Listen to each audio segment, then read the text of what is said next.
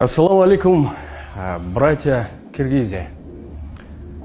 Только что после плова вот собрались у меня все мы, вот наши братья, старшие братья, все собрались и буквально не знаю сколько часов смотрим только ваши ролики. Таджики убийцы, таджики эти. Если честно, очень больно. Очень больно. Прежде чем говорить, извиняюсь, на русском не очень плохо. Если что-то на русском, то извиняюсь, потому что я на русском мне трудно. Много чего хочу сказать, но привести не могу. Есть некоторые там журналисты, я не знаю, даже блогеры, даже певцы ваши. Все, что есть у вас, вся сила, набросились на нас и говорите, что таджики убийцы, таджики эти. Потому что мы всегда, когда говорим, не говорим, вот, например, что-то некоторые, или не все вы Киргизии, или чего-то. Поэтому, если честно, мы не хотим войну. И точно знаю, что и вы не хотите, потому что с войны потери. Мы знаем, что говорим. Потому что мы видели войну. И мы знаем, что такое война. И мы знаем, что такое потеря. И мы знаем, что такое материнские боли и далее. Потому что мы сотни потеряли. Поэтому мое обращение к некоторым, которые говорят таджики эти.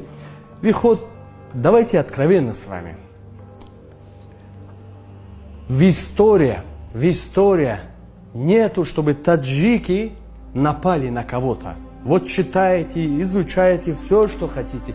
В истории нету, чтобы таджики напали на кого-то. В исламе, например, в исламе нету нации. В исламе есть только религия. Тот, кто в исламе, все считаются братьям. Поэтому мы вас называем братьям. Не хочу разделить, но именно которые они таджики говорят, убийцы говорят, какие-то там клевету на нас.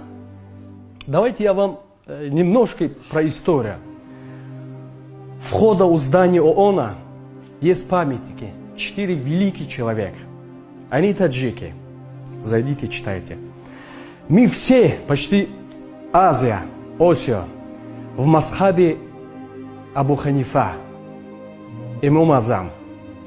Он таджик, Аль-Бухари таджик, Сино. И я не знаю, сотни людей, сотни великих людей, которые они привезли пользу миру, исламу и дунью. Они таджики.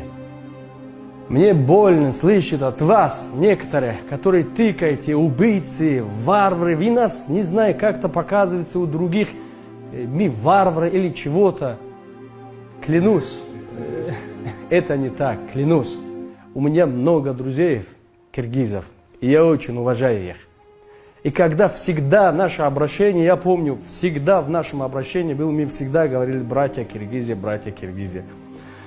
Всегда к уважению был, и всегда призыв у нас был чосул, объединение, миром.